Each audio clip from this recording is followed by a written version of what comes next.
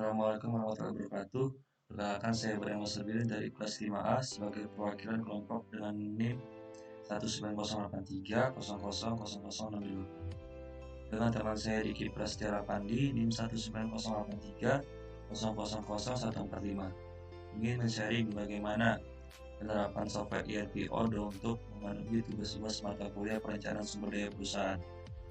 Di sini ada dua pembahasan, yaitu pertama instalasi software Odoo dan yang kedua penerapan fitur employee atau karyawan pada software Odoo.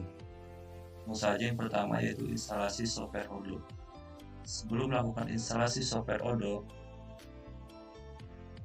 maka yang pertama yaitu mendownload software tersebut di website odoo.com.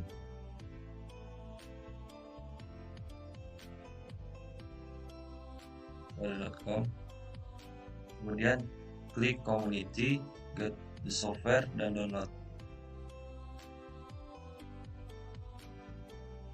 Nanti akan muncul tampilan versi Odoo dari versi 15, 14, 13, 12 di mobile application.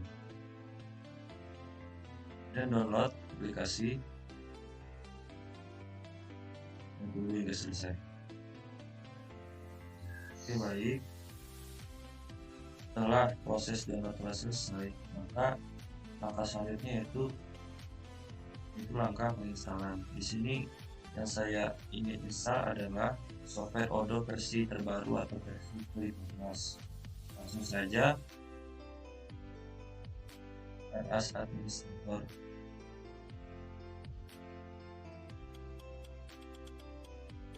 Jadi untuk bahasanya itu bahasa Inggris, kemudian klik next. Kemudian di sini langsung klik I agree. Untuk select the type of install, pilih all-in-one dan select the optional component you wish to install, checklist Odoo server dan progress SQL database. Kemudian langsung klik next. Kemudian di sini untuk administrator connectionnya, username-nya diisi admin.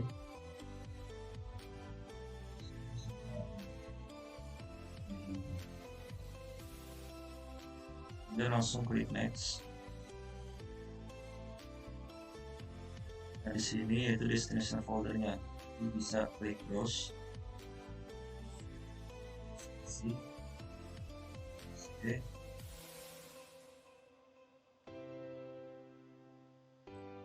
Dan langsung klik install.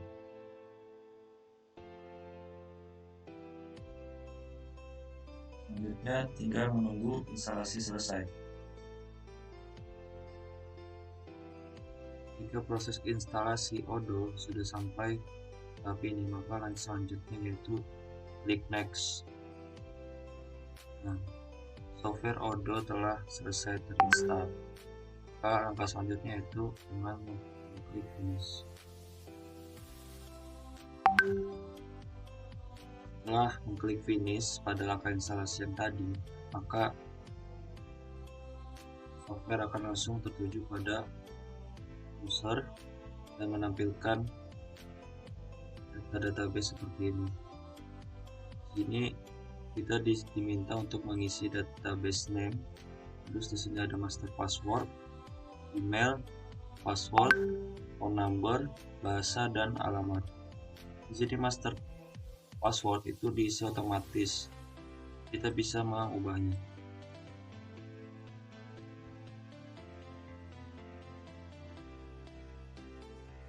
Database name-nya misalnya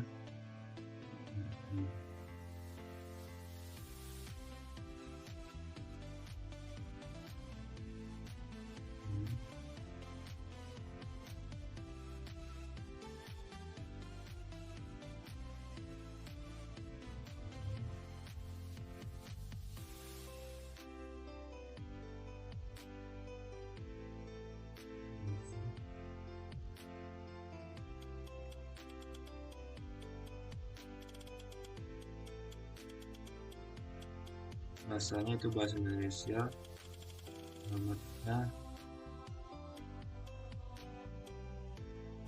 Indonesia, database.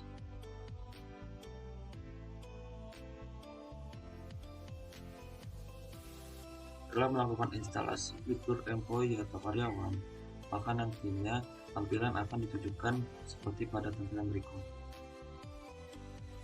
Langkah selanjutnya yaitu dengan klik discuss, terus klik employee, akan muncul tampilan fitur employee. Jadi di employee atau karyawan atau fitur karyawan di software Odoo itu ada 3 menu. Yang pertama employee, yang kedua department, yang ketiga configuration. Yang pertama adalah menu karyawan atau employee. Untuk membuat menu employee yang berisi data-data karyawan, maka tinggal langsung meng-create.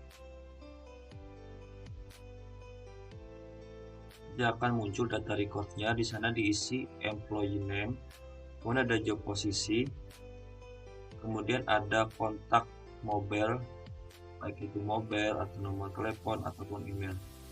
Kemudian di situ ada department atau tugas spesifiknya, kemudian ada manager dan ada coachnya. Kemudian data selanjutnya itu ada 3, ada work information, ada private information, dan ada HR setting. Yang pertama adalah work information atau informasi pekerjaan. Itu ada lokasi pekerjaan dan ada schedule untuk pekerjaan itu sendiri. Kemudian private information. Di private information ini berisi data-data karyawan secara pribadi, baik itu kontak pribadinya, kemudian statusnya, kemudian kontak emergensinya, dan kewarganegaraannya.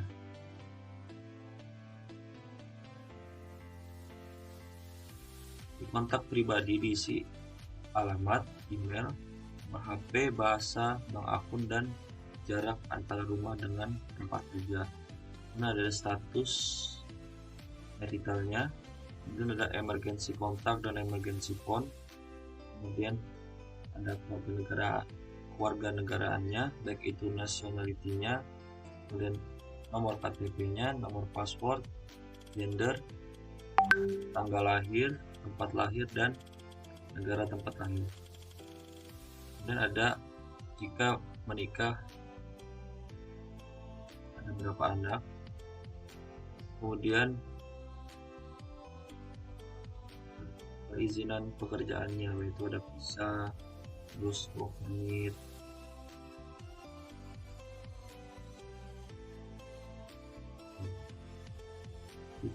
Jadi langkah saja itu tinggal mengisi tulisnya.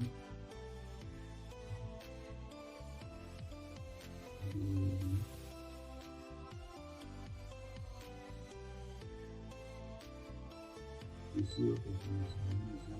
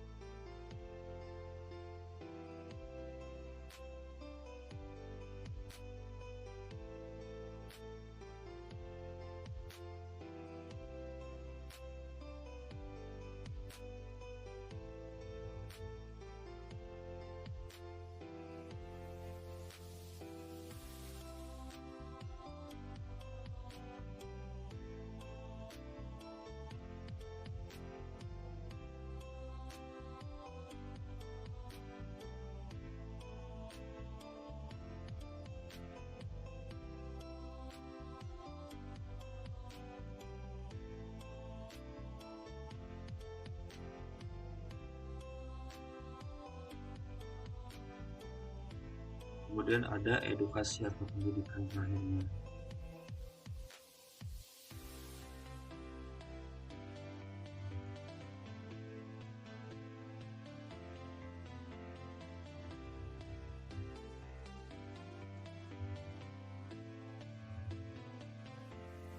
Untuk melakukan penyimpanan, maka tinggal langsung klik tombol save.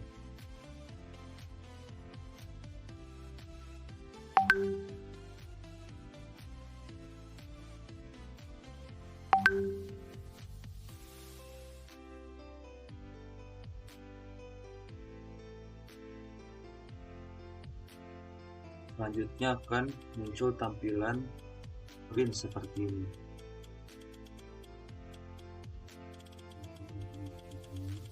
Lalu ada print dan action. Print ini untuk mencetak kartu nama. Contohnya seperti ini. Kemudian action, di sini ada 3, ada arsip, duplikat dan delete. Duplikat ini untuk menduplikat data atau menggandakan data karyawan tersebut. Delete itu untuk menghapus data karyawan tersebut, dan arsip ini untuk mengarsipkan data tersebut. Dan di sini ada launch plan.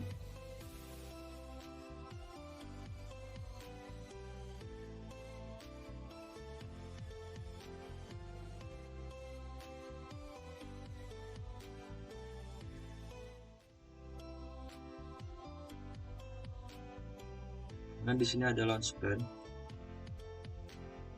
Di sini ada onboarding dan ada offboarding. Onboarding itu digunakan untuk pengenalan hari pertama bekerja, sedangkan offboarding itu untuk hari terakhir bekerja.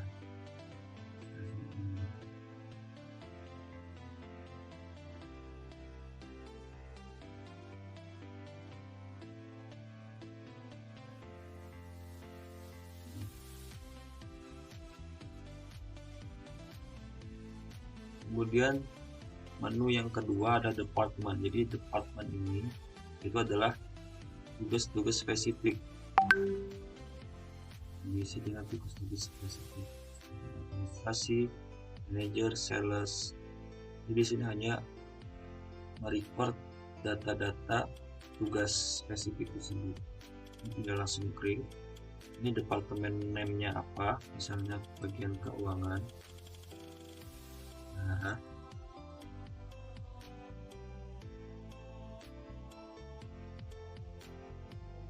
terus manajernya siapa, misalnya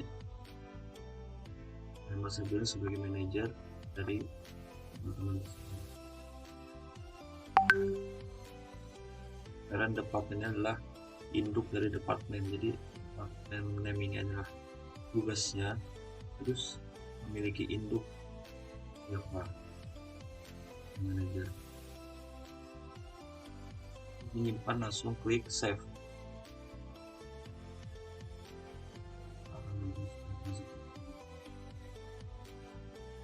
Kemudian menu yang ketiga itu ada configuration. Di configuration itu sendiri itu terdapat beberapa setting. Ada setting, ada job posisi, dan ada department lagi, dan ada work location, dan ada departure reason, dan ada activity planning. Yang pertama yaitu langsung ke menu setting.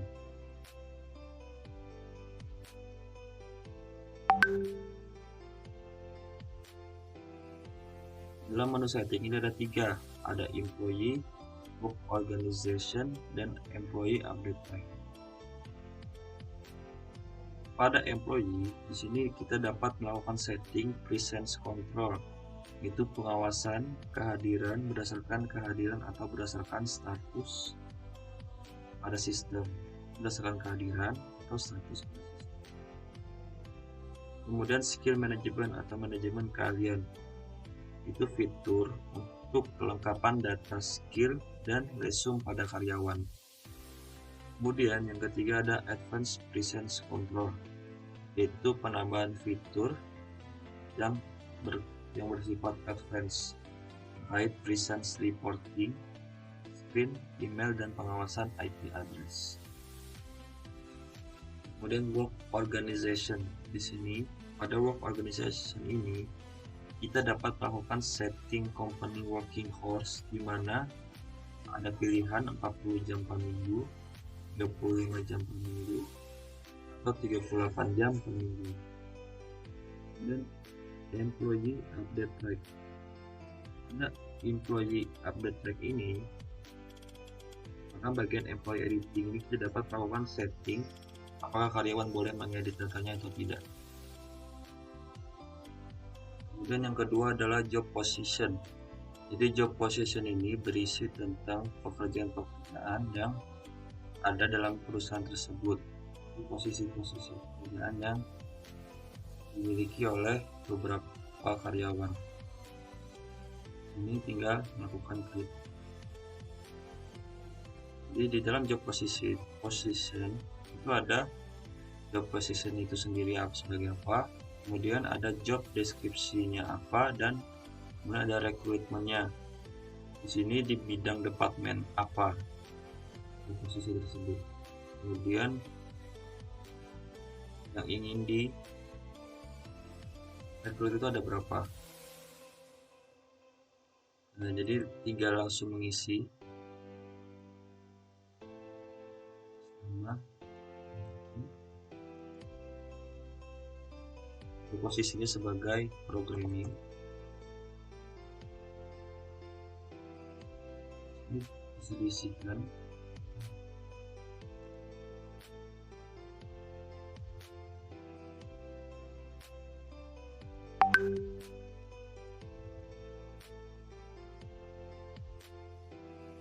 Kemudian isikan rekrutmennya departemen di bidang, misalnya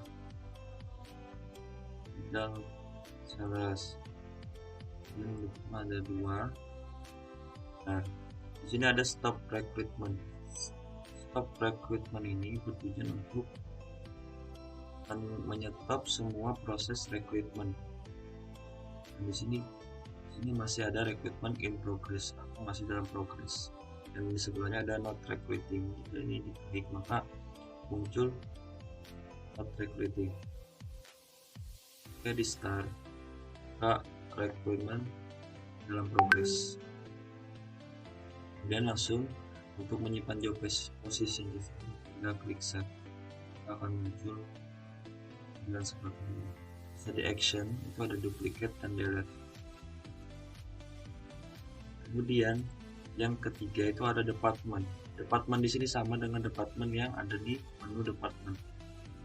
Itu ada administration, manager, dan sales. Jadi di sini berisi tugas-tugas spesifik yang dibutuhkan oleh perusahaan atau tugas yang berbentuk kelompok. Dan submenu configuration yang selanjutnya itu adalah work location. Di work location ini berisi alamat-alamat pekerjaan. Ini ada work location dan ada work address. Work location adalah lokasi di mana pekerjaan tersebut berada atau di kota mana berada. Sedangkan work address adalah alamat pekerjaan tersebut yang ada di kota tersebut. Untuk membuat work location tinggal langsung menekan create, tidak akan muncul record. Datanya work location-nya itu Surabaya, alamatnya itu 9.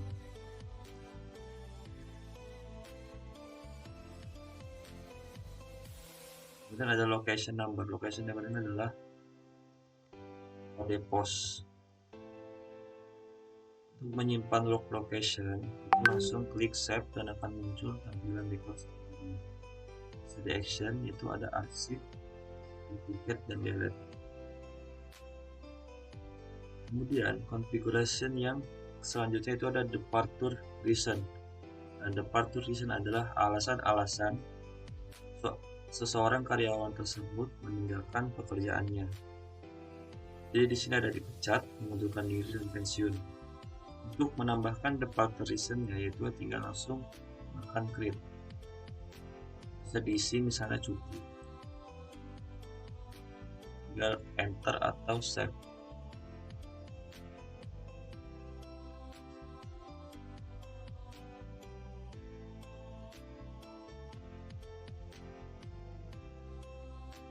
Kemudian konfigurasinya selanjutnya adalah planning.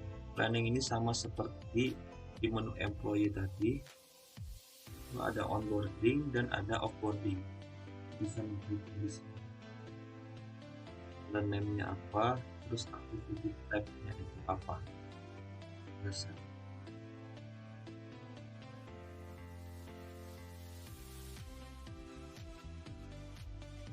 Baik, mungkin sekian yang dapat kami sharing mengenai software Odoo dan fitur Odoo yaitu employee. Mungkin kurang dan lebihnya mohon dimaafkan. Mungkin lain kali bisa men-sharing beberapa fitur-fitur Odoo yang lainnya. Terima kasih.